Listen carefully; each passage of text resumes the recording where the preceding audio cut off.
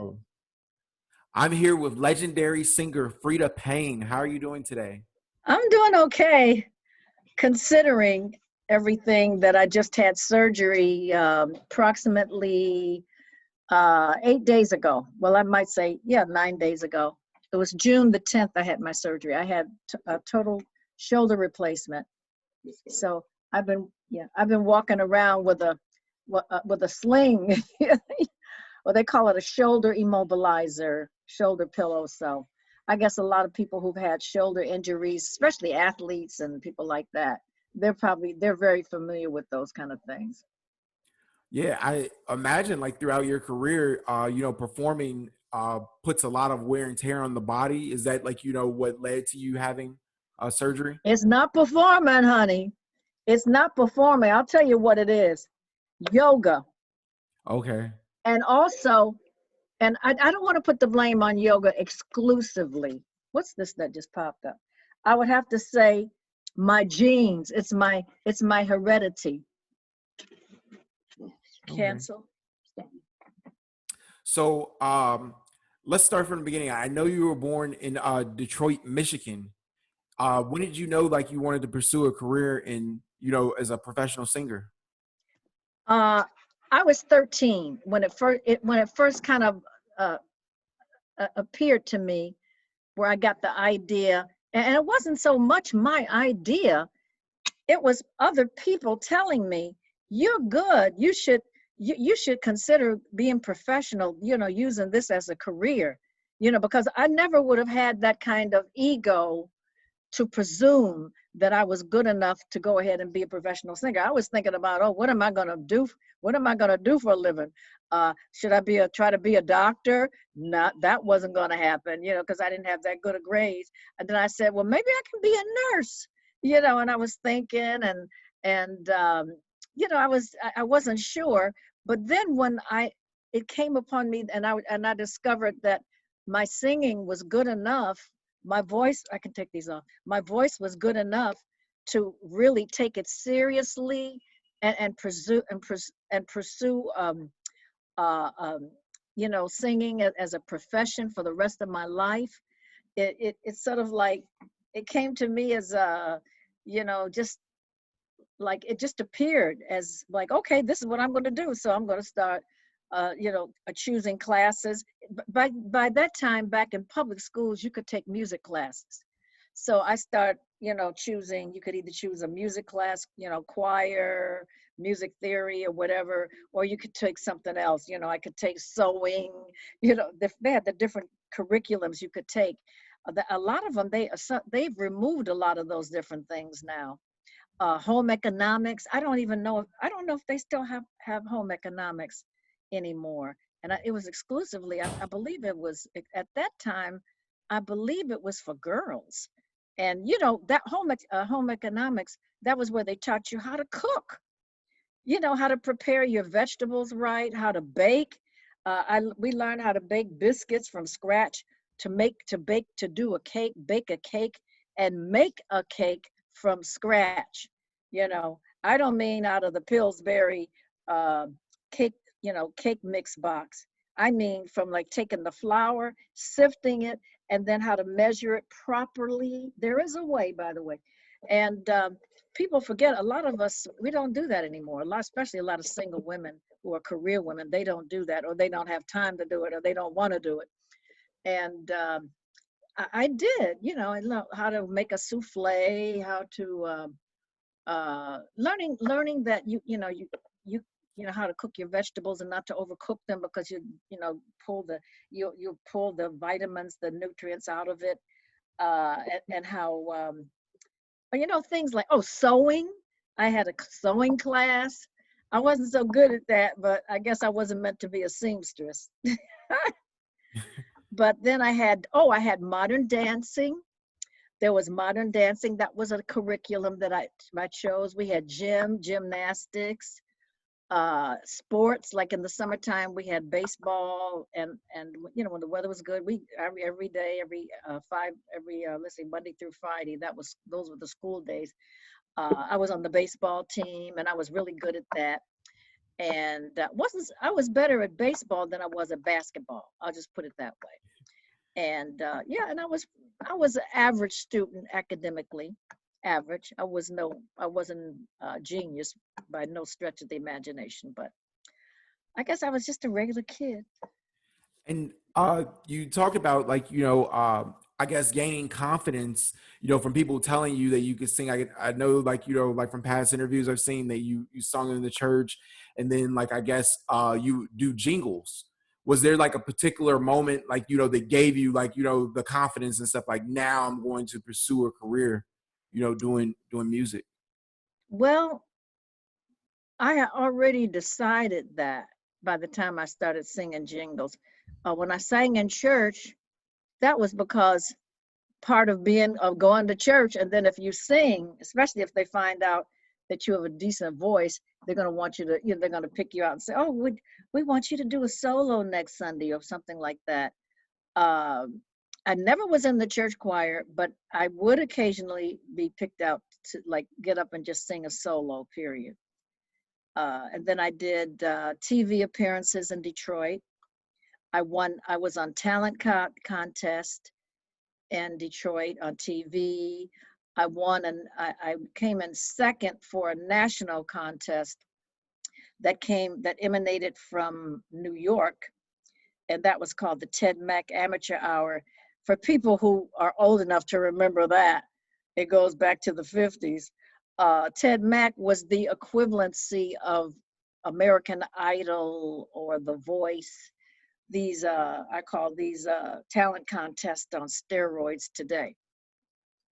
So I came in second on one of those, and then from that point I started getting write-ups, and I got a big write-up in Jet magazine when I guess when I was 16, my first write-up in Jet, and I was astounded because I said, oh my God, how did they even know about me? Little old me from Detroit. And they knew about me because I was on a national TV show, a talent contest. And see, the Jet magazine was the black-owned magazine out of Chicago. That was Ebony, which is still around today. Um, and that was the magazine where it came out weekly, whereas Ebony was like it came out monthly. And that was the magazine that all black folks, people got that was the magazine to get because they would talk only about what black folks were doing, whether it be political, athletic, entertainment, or otherwise. And at the end they had a page at the very back of the book of the magazine. There was a page where they noted any person of, let's say, of color, African American, whoever was appearing on a national TV show, they would have them listed. That's how it was, because that's how infrequent black folks were on TV. And nowadays it's like, I mean, you don't forget about it. We're in commercials. We got uh, talk shows, everything, And so drama, movies, everything. I guess at some point you get chosen to be in the Duke Ellington band and you go out to Las Vegas. And I've seen like a previous interview where you were talking about how you were surprised that you couldn't find a room on the Strip even though you were performing there. I was my mother and a man by the name of Mac Ferguson. Uh, and we drove. Mac Ferguson was one of my first mentors, and he was a pianist, a wonderful pianist. And we did some little jobs around Detroit, little private things, and maybe little supper clubs. And then Mac would just work with me, rehearse with me, and he would coach me. And he said, Freda, learn as many standards as you can. He said, I'm talking about the American Songbook. The American songbooks would be the music of George and Ira Gershwin, Cole Porter, um, all the great Rogers and Hart, Johnny Mercer, just keep Duke Ellington, W.C. Handy, all these the great songwriters of that era. And so he was It was my mother and I and Mac, and we drove from Detroit to Las Vegas, which took us about 2 days because, of course, we did stop and stay at a motel because it was, you needed to get some rest, some sleep. And by the time we arrived in Vegas, I'll never forget, it was like about 8 or 9 o'clock in the evening. And we drove down the strip, and I swear to God, I felt like I was in a big show, a big dream sequence, because it was so much there was the elite, the lights and everything, and um, the neon, and every hotel, it was all lit up. And I mean, that strip, it was sort of like it was like it was like an oasis in the middle of the desert, an oasis of light. And that's what the strip was like back then. And we're talking, and this is 1961. So we arrived there, and so we said, well, we better find a motel to book, a couple of rooms. So we saw these different motels, and we would stop at one. Mac would go, it would say vacancy. Mac would walk in, come back out. They said no vacancy, but the sign says vacancy. So we moved on to another one. He went in, came out, same thing. He said, I don't know what's going on. See, we were from Detroit, so there was no segregation in Detroit, so we weren't hip to that. Although we were very, very aware of the southern states, because we drove through Texas and other, different states like that, where we did experience, we couldn't eat in a regular restaurant that was a white restaurant. You couldn't eat, you had to go and get something, take it out. You couldn't sit down and be served, believe it or not. But it was like that. And we understood that part. But we thought Las Vegas would be cool, because Vegas is gambling and, what do you call it, Sin City. We thought, okay, they're probably more lenient, but they weren't. Except you could go into the casinos, you could gamble, and as a Black person, you could perform. Okay, you could perform, but you couldn't stay on the strip in the hotel or the casino. You couldn't, live on the strip if you were working there. So Duke Ellington, we went to Vegas because of Duke, and my mother, we saw a guy walking down the street, a Black guy, and I guess he was working at one of the hotels, because he looked like he could have been a janitor or something, or maintenance guy. And we stopped and we said, hey, what is happening? We're just tired, and we drove in from Detroit.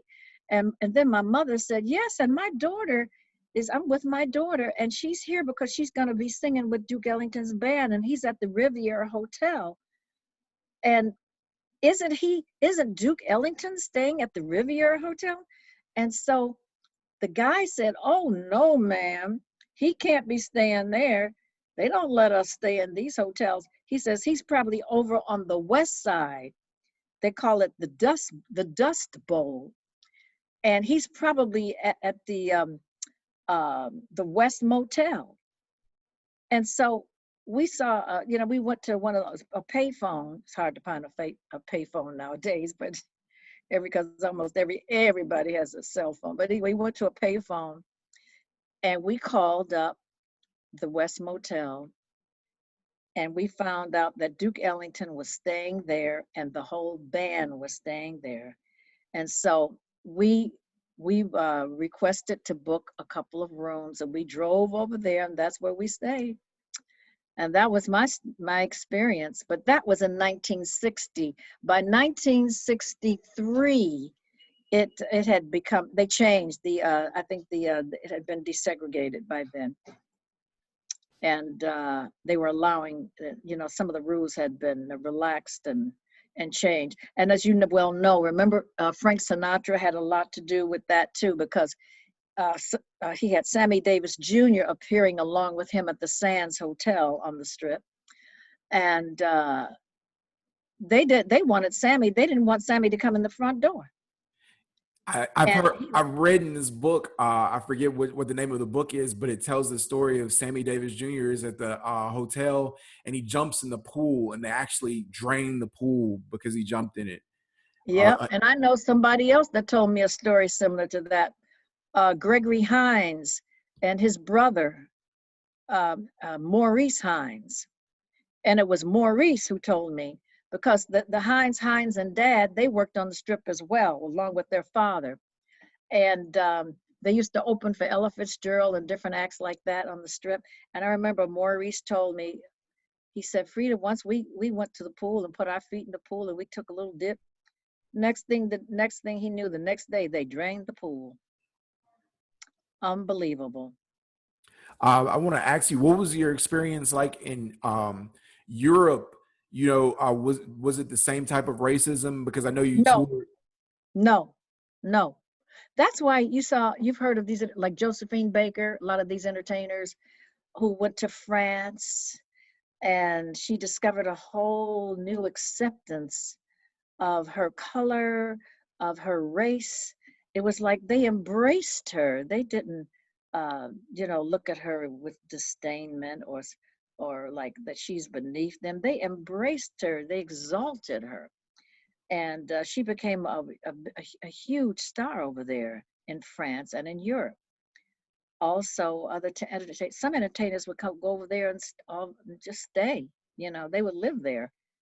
Um, As a matter of fact, I had a little experience myself to share, and this was in 1965, not that much longer from when the Civil Rights Bill was signed in the US. But this was in Stockholm, Sweden. I was booked to go to Stockholm, Sweden, and 1965, and I was there for like about 3 or 4 months.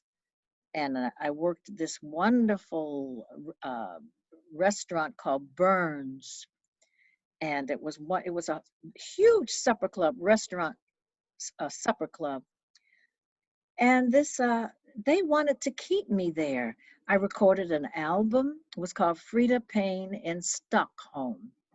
You can still probably find it online, even though when we recorded it, it was specified that it would only be released in Europe or in Stockholm or in Sweden. But after Band of Gold came out, honey, that record, all of a sudden I saw it in the record stores. But anyway, a promoter wanted, he said, I want you to stay. He says, I'm going to make a big star out of you over here. He says, and the only thing that kept me from doing that was that my family, my mother, father, sister, uh, was still back in Detroit. I said, I don't think I'd be able to do that because I'd be too homesick. Wow. So let's talk about Band of Gold. You mentioned it. It comes out in 1970, and it pretty much instantly becomes a hit record. Yep, it wasn't instant.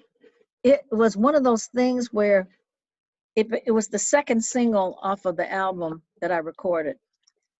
And the first single they put out was called The Unhooked Generation.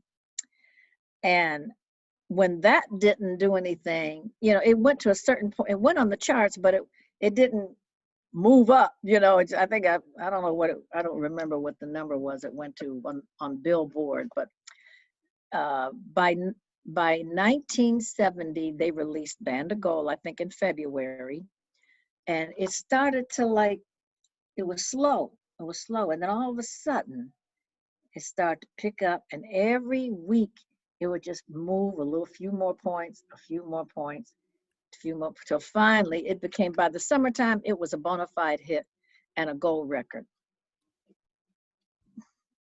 That's incredible. A lot of people in my generation, they know your voice from Styles' Peace song, "I Get High." I wanted to know, like, how did you feel about being on, like, such an iconic weed anthem?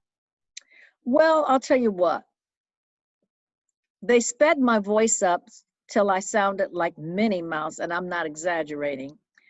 And other than that, that would not be an exact. I mean, it's nice that the young kids, I'd say the kids like we call them millennials or the teenagers, that's how they came to know my name, but they didn't really know me as an artist or a singer. Now, if it provoked them to say, well, let me check this out and see what other stuff she's got out, because I Get High on Your Memory, the way Styles did it, he distorted my voice. So how are you going to know what kind of singer I am if your voice is distorted? So, but the song in its originality is really nice. You know, I mean, the actual song is really nice. I Get High in Your Memory. Yeah, and people like really need to check out your music. You have like a wonderful catalog. Obviously in the Hall of Fame for soul music, and you recently released the EP, "Let There Be Love." Can you talk about like recording the EP? Oh yeah. Well, first of all, most people know me as a R&B soul singer, which is really not the actual, although I am, that is not where I live. I did not start out singing soul music. I started out singing jazz. I sang jazz when I was a teenager. I was more cabaret, you know, like the cabaret singers and Broadway type singing and cabaret nightclub singing, blues and American songbook type stuff. And then I moved to New York when I was 18, and then I started to realize, I said, even though I'm working nice supper clubs, but everything I earn, I put right back into my career with gowns. I got to pay for arrangements. I got to pay for my living expenses. I said, I'm not really, you know, where, I mean, how far can I go in my career just staying on that level? So I, it just, you know, God is good because it was just meant to happen. Uh, a schoolmate of mine was visiting New York, and we got to speak, we got to talk. Um, I was living in New York, and a friend of mine who lived in the next high-rise apartment building on Central Park West, she called. She said, "You know, if old pal of yours is visiting me, and he wants to say hello." And so that person was happened to be Brian Holland. Brian Holland of the producing writing team of Holland, Dozier, and Holland. And I said, "Hey, Brian, how are you doing? I haven't seen you since high school." And so I see you're famous now, Brian. And he said, "Oh, well, we're doing all right." He said, "What are you doing?" I said, "Well, I just," he says, "Are you on a record label now?" I said, "I was on ABC Paramount, and I was, and also Impulse, because my first album was a jazz album recorded in 1963. And so there's the proof in the pudding right there. So oh, that's my sister. Hi, Sherry, I'm doing a Zoom. Oh, okay. Okay, call me later. Bye-bye. Okay, bye-bye. Yeah, that's my sister Sherry. So anyway, let me turn off. So anyway, he said, "You're on a, are you still with signed with uh, ABC Paramount?" I said, "No, that contract ran out." And then he said, "Are you being managed by anybody?" I said, "Not right now." I said, I was with Joe Scanduri for 5 years, and I didn't want to continue with him, so that ran out too." So he said, "Well, that's perfect." He says, "Why don't you come with us? We just left Motown, and matter of fact, we're suing them." And we formed our own label, and it's called Invictus. I said, "Well, anyway," I said, "Wow, I'm shocked that you guys left Motown." He said, "Well, that's another story." But anyway, he got me on the phone with his brother, Eddie Holland. And Eddie said, well, we'd like to fly you out back to Detroit and talk about signing you and recording you. And so I said, "Yeah, okay." Now, part of that team is Lamont Dozier. I went to school with Lamont, you know, matter of fact, 3 years, middle school. For 3 years, we were in the same homeroom together. So it was all, you might say, family, you know, from Detroit, everybody that knew everybody. And it was coming back to me. And so I went back to Detroit. I signed with Invictus. We started recording, and the rest was history. Why in 1973 did you decide to leave Invictus? And I guess you went to ABC Dunhill and Capital. Well, unforeseen at the time. After I had Band of Gold, and then a year later we followed up with another gold record. That was Bring the Boys Home. There were some little things I wasn't really pleased with, because of the fact that I had learned a lot more through travel, through experience, through more worldwide knowledge. Some things I couldn't let just go by. I couldn't let just slip by, because I realized that it didn't seem right to me, and I didn't like the direction it was going in. Now, if I had stayed, there probably would have been maybe another hit record or two, but I was at the point where I just couldn't stomach it, because I wasn't getting paid my royalties. And I guess you've heard this over and over again, even by, artists like Toni Braxton. Remember, there was a time when she had a problem herself, and you keep hearing about this over and over again. And so it's nothing. It's not new. It's old. It goes way back.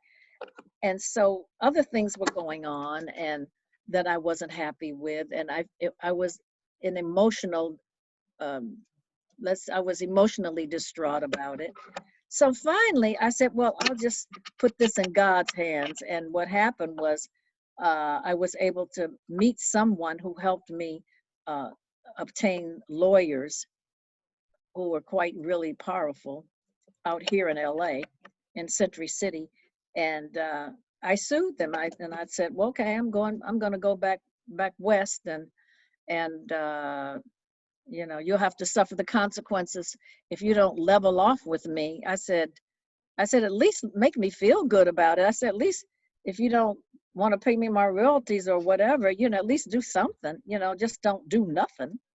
And I don't want to speak any more about that.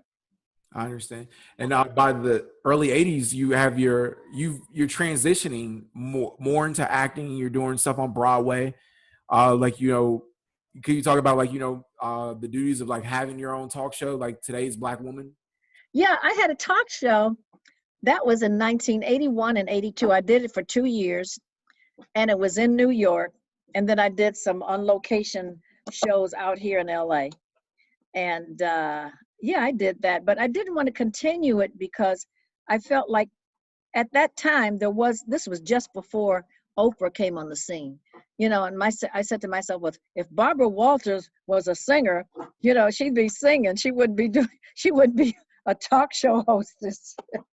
I said, I want to sing, because having a talk show, by the way, it's not easy, Right. and it's very time consuming.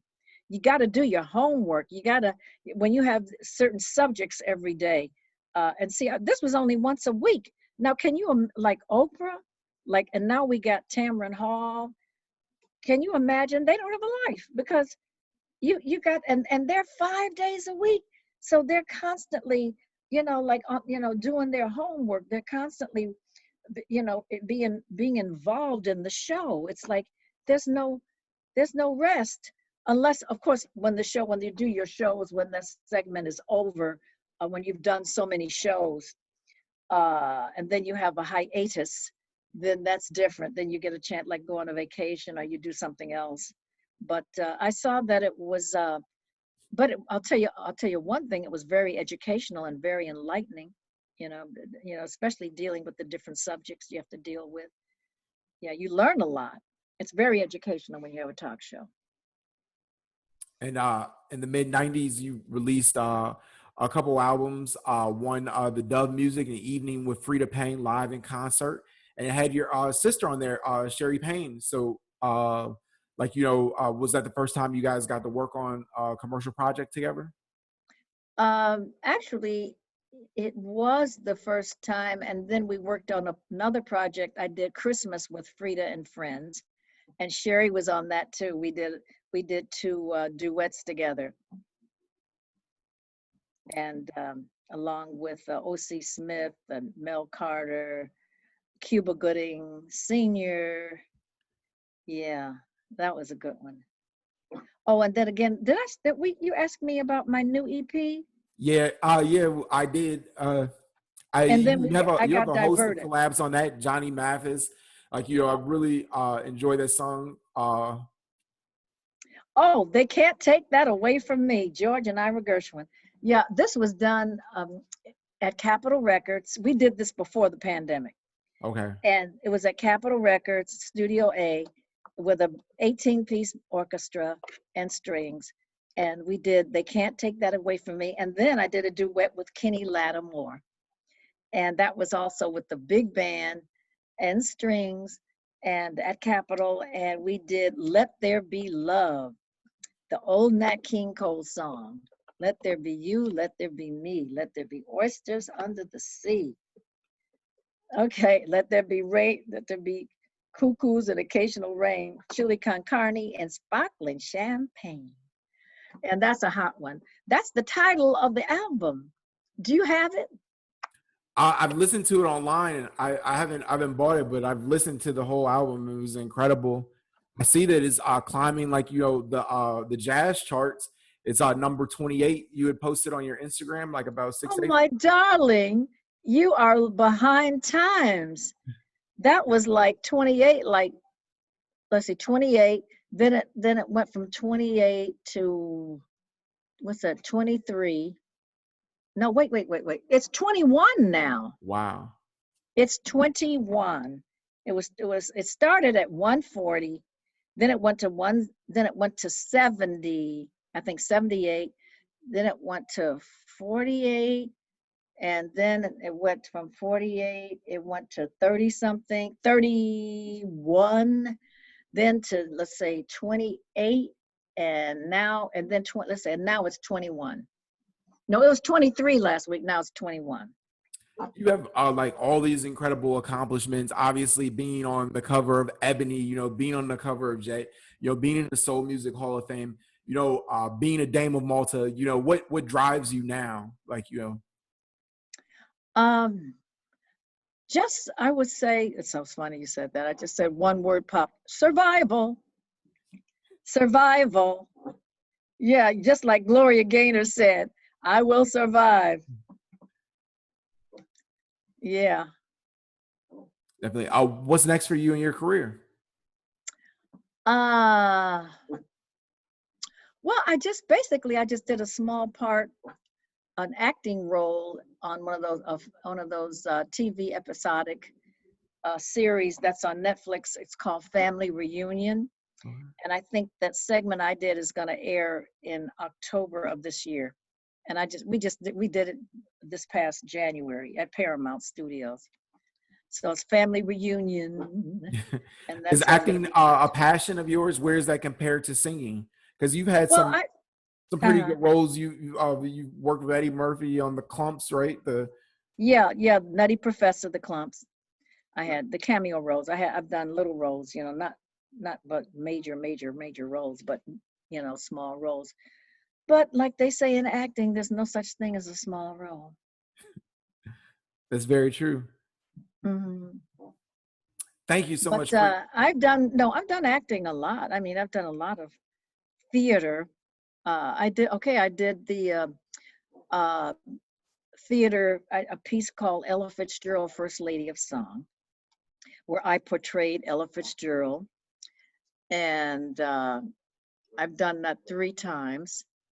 The first one, it was in 2004 in New Brunswick, New Jersey at the Crossroads Theater. And then the second time was in 2014. And that was in Alexandria, Virginia at Metro Stage. And these were all regional theaters, equity theaters. And I just did it in 2018 in Wilmington, Delaware at the Delaware Theater. And we it's a play, but of course, being it's about Ella, it's got music in it all throughout it, but it's a play with dialogue and everything. And of course, wore a fat suit because Ella was quite larger than I am. And the little short wigs. Yeah, it was great. I got great reviews, by the way. I always got great reviews. That's incredible. Is Broadway? I know, like it's like a really hard work. People like like say it's like from doing television. Has that been your experience? Say that again. Broadway, the work ethic is like a lot more challenging than television, than episodic TV. People say. Well, I'll tell you what. Yeah, Broadway is hard. You're totally indulged. And also TV. I would say they're both hard in a way, because you know why? Because they both demand your full attention, a lot of your time. And especially if you're on a Broadway show that goes on for like a whole year or more, then I'll put it this way, honey, at least you're getting a check every week, you know. I, and and you're adding to your forthcoming pension plan. I was reading an interview, and you were talking, I guess, about how Barry Gordy was actually like your manager like early on, and I guess like it was a conflict, I guess, over the contract with your mother. Well, what happened was I was 14 years old. I was Barry Gordy's first female protege as a teenager, before there was a Motown, before there was Tamala Records. And I was the first one that he wanted to work with and groom. And he wrote songs for me. He wrote 4 songs just for me, which I recorded. And we recorded them at a place called United Sound, which was located in Detroit on West Grand Boulevard, right down the street from where Hitsville is located today. Wow. And we all, we went to, he took me and the master tapes to New York. And he wanted to get it. I think he was trying to get a deal with me with Roulette Records. So he had a meeting with Morris Levy. And when he got back to Detroit, he and my mother sat down in our living room, and I remember sitting on our staircase right off the living room, and I could hear them talking, and they'd go back and forth and back and forth, and it was like negotiating back and forth. And my mother was unrelenting, and he would not give in, and she would not give in. And so nothing happened. It was a stalemate, and I never signed. Simple as that. What are your thoughts about like Detroit? Like, I mean, I imagine it's a pretty different city from the time you grew up in. Like last year, I think Detroit, it actually led the nation in violent crime, according to the FBI report. Like, what was the experience like, of the Detroit that you grew up in, and the Detroit that it is now? The Detroit that I knew when I grew up does not resemble the Detroit of today. The Detroit back when I grew up was a great metropolitan city. And you didn't have the crime and the violence that we know and we hear about today. That's all I can say. And then when they had the riots, the big riot back in 1967, that changed a lot. That changed a lot of Detroit. But all I can tell you is that I had a wonderful childhood. I had a wonderful experience, growing up in Detroit, up until through my teen years, up until 16 or 17 years old. And matter of fact, I talked to a cousin of mine yesterday, and he was telling me how the violence has increased. I mean, he says insanity. It's like people are going. This pandemic has people who were already crazy. It's really like escalating now. You know. These freeway shootings and things like that, and innocent people just being killed for. Kids, children, for nothing. Innocent people who have not. You're just driving home or whatever, and people just get ticked off for almost nothing. like, okay, you wearing a mask, you not wearing a mask, you get into a fight. And I just don't understand it. With the pandemic, going on for like the past year, how did that affect how you move like in your life, your own personal life? Well, just like everybody else, it's like, remember that old line they came up with, we're all in this together. When it happened a year ago, back in March, it was like, well, this is like, I don't know. It's like something out of the Bible where, the book of Revelations, where they say, uh, this is what's happening. The world is beginning to change. But I never foresaw it coming. I always felt like, oh, this is going to happen another 20 years from now. This is not going to happen anytime soon. But guess what? It's happening now. And the thing is that you have to, trust somebody and the scientist. And we were kind of encouraged but misled by the former Trump administration, by Trump telling people, oh, this is going to just go away or disappear. And to me, that was either out of fear or trying to maintain control over not trying to panic the public. But at the same time, what it is what it is, and reality is reality.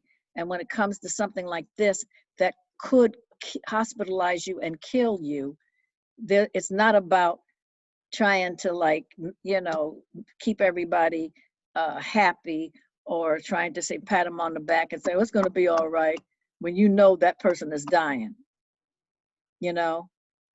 But what I'm saying, I'm saying that to say that when you know how serious something is, you had better start making preparations or doing what you're supposed to do to keep yourself safe. And that's all I need to say about that. Yeah. Do you see But it? but the thing is that, see, the thing about that is, like, it cut off a lot of people lost their jobs or had to quit their jobs. They wanted you to stay home. All my gigs were canceled that I had last year, and except for actually for one or two that happened before the pandemic hit. And then I actually did a gig last November in Baltimore, Maryland, but it was under restrictive conditions, and that was the only. But that was it. That was it. And thank God for, let's say, the unemployment situation. Um, uh, the EDD, that helped out a lot of people. That helped a lot. Do you see things returning back to normal in LA? Like I guess like they're reopening a lot of places and stuff. And everything are taking a Yeah, I see it. I see it. I see it. I see it. But now, I guess you watch the news, or you should at least once a day or something. I watch it a lot. Some people say you shouldn't watch the news. It only gonna, like, stress you out, right. And I remember my friend Dick, the late Dick Gregory, used to tell me that. He says, I don't watch the news. I said, well, how do you know so much? Yeah, that man he turned me on to a lot of great things. He knew a lot about health, and of course a lot about conspiracy theories and other Right. things. But he was a great man, and I am privileged to have known him, blessed to have known him. And But he was dedicated to civil rights. It's one of the things that's oh yeah, oh yeah, like I remember hearing a story about like where he got this big check, and like instead of like sending it home to his family and stuff, he gave it to the movement. And I thought like and stuff, everything that putting his money like where his mouth his is, so to mouth speak. is, yeah, yeah. That's He's a incredible. good man. He was a good man. We became friends. Wow, can you share a story with Dick Gregory about him? Oh wow, let's see. I go back. I don't have any particular, like, anything dramatic to say. Just anything like something that about his memory that that maybe like a little bit humorous. Well, all I can say is that he basically turned me on to a lot of good stuff. He was into like health and alternative medicine and techniques and stuff like that. And he actually turned me on to some healthy things to do, global cardio, EECP, a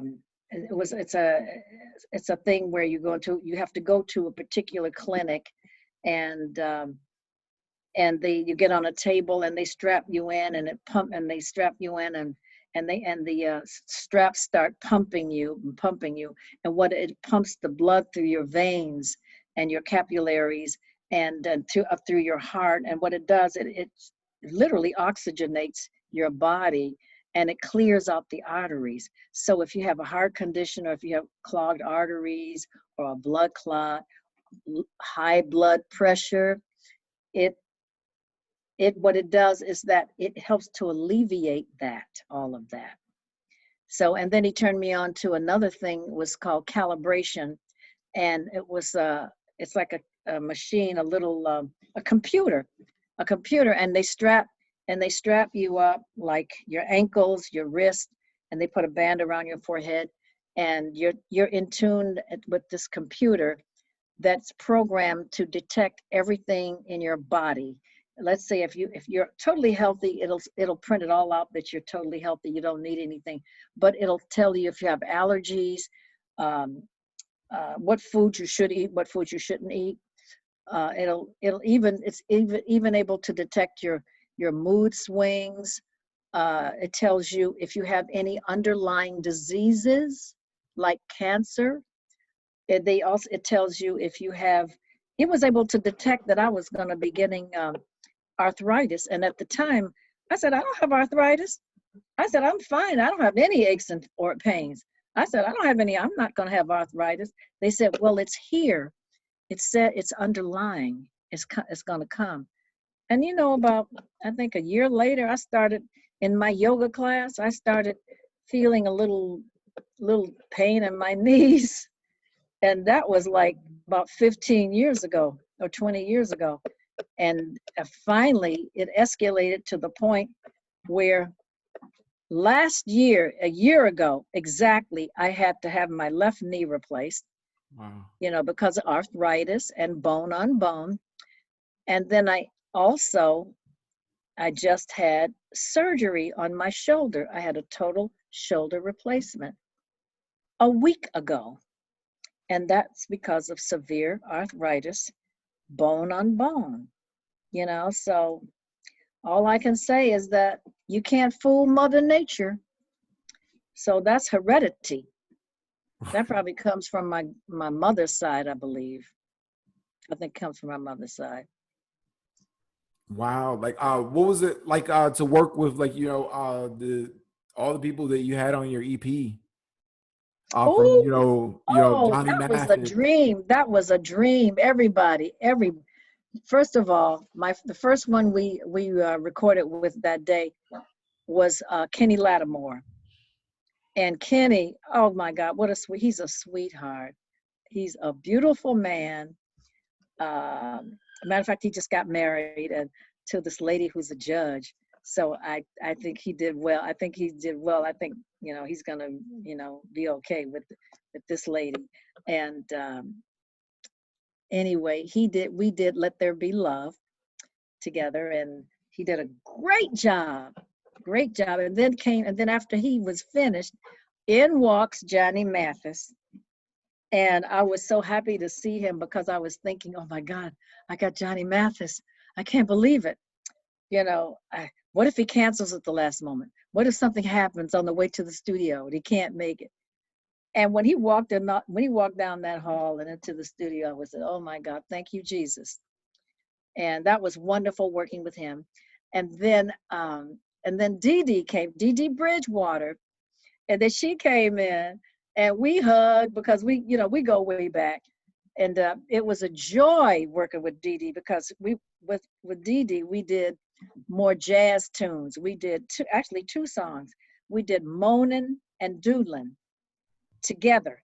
It was intertwined. It was all my idea. I picked those songs.